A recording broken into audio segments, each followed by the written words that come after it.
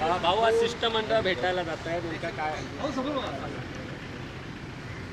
काल जालन्याला आणि पुण्याला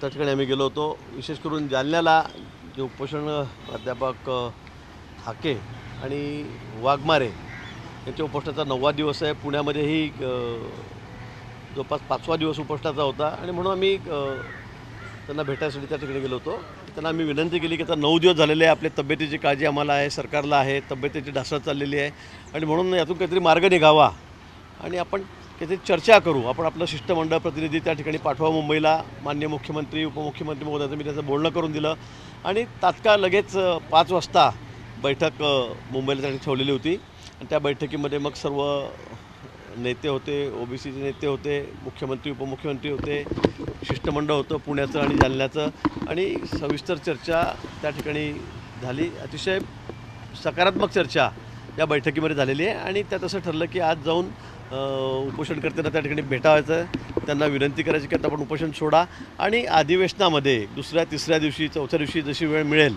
त्या दिवशी सर्वपक्षीय बैठक त्या ठिकाणी आम्ही घेणार आहोत आणि यातून काय तोडगा काढू शकतो, काय तोडगा निघू शकतो त्या संदर्भामध्ये चर्चा करून कायमस्वरूपी या दोन्ही विषयावर व समाजामध्ये कुठेही दरी निर्माण होता कामा नये, कुठेही त्यांचे संबंध खराब होता कामा नये. आता अन्यथा आपण बघतो एक सामाजिक तणाव राज्यामध्ये आपल्याला बघायला मिळतो आहे, ओबीसीमध्ये, मराठा समाजामध्ये.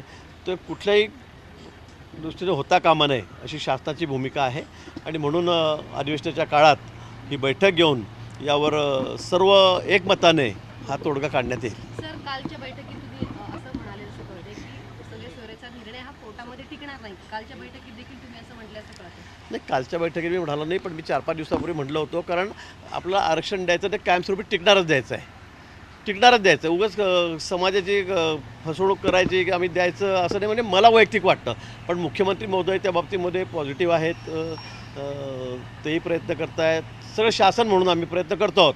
पण मला असं वैयक्तिक वाटतं आहे की उगाच देऊन कोर्टामध्ये ते टिकलं पाहिजे असा मग त्यामागचा माझा हेतू होता आणि म्हणून मी ते बोललेलो आहे. सर, भुजबळांना मराठा आणि धनगरांमध्ये वाद लावायचा असा आरोप आता जरांगे पाटील करतात. मला वाटतं कुठलाही तथ्य अशा आरोपामध्ये नाही आहे, पण सर्वांनी दोन्हीही म्हणजे मराठा समाजाचे नेते आहेत जरांगे पाटील, इकडे भुजबळ साहेबही आहेत किंवा अनेक नेते आहेत दोन्ही समाजामध्ये. मला असं वाटतं कुठेही सामाजिकदृष्ट्या कुठे दरी निर्माण होणार नाही, कुठे तेढ निर्माण होणार नाही, कारण आपण सगळे सोबत राहतो आहोत. एकाच गावामध्ये सगळे समाज आहेत, ओबीसी आहेत, मराठाही आहेत आणि प्रत्येक गावामध्ये आहेत. छोट्या अगदी लहान गावापासून मोठ्या शहरापर्यंत आपण सगळे सोबत राहत आहोत. आतापर्यंत असा प्रश्न कधी निर्माण झालेला नाही.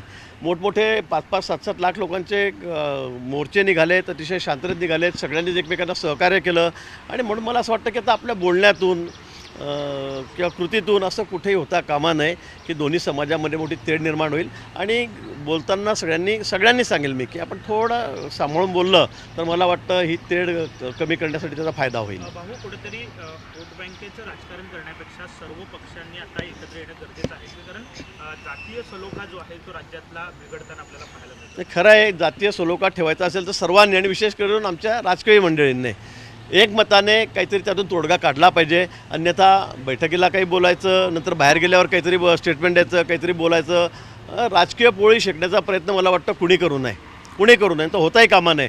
अन्यथा जातीय सलोखा बिघडला तर मला वाटतं की ते आपल्या सर्वांना कुणाला फार परवडणारं नाही आहे. मतांसाठी तर अजिबात हे होता कामा नये आणि म्हणून त्या दृष्टीने आम्ही आता सर्वपक्षीय बैठक, जशी आपण आपल्याला कल्पना असेल मराठा समाजाच्या वेळेला ज्यावेळेला जरांगे पाटलांचं उपोषण सुरू होतं, टेन्शन निर्माण झालं होतं, ताणतणाव निर्माण झाला होता, त्यावेळेला आपण सर्वपक्षीय बैठक बोलावलेली होती.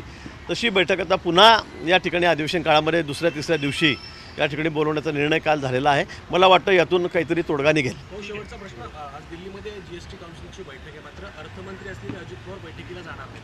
कुठेतरी नाराजी आहे लोकसभेतील या सगळ्या घडामोडीनंतर? नाही, कुठली बैठक आहे, जाणार की नाही या बाबतीमध्ये मला कुठली माहिती नाही. सर, राज्याच्या जलसंपदा विभागाने शेतीसाठी लागणाऱ्या पाणीपट्टीचे दर हे 10 पटीने वाढवले आहेत. त्यामुळे आता पुन्हा एकदा बागायतदार शेतकरी जो आहे तो अडचणीत सापडला आहे. 10 पट वगैरे वाढवल्याची बातमी मला माहीत नाही, किंवा तशी माहिती माझ्याकडे नाही आहे.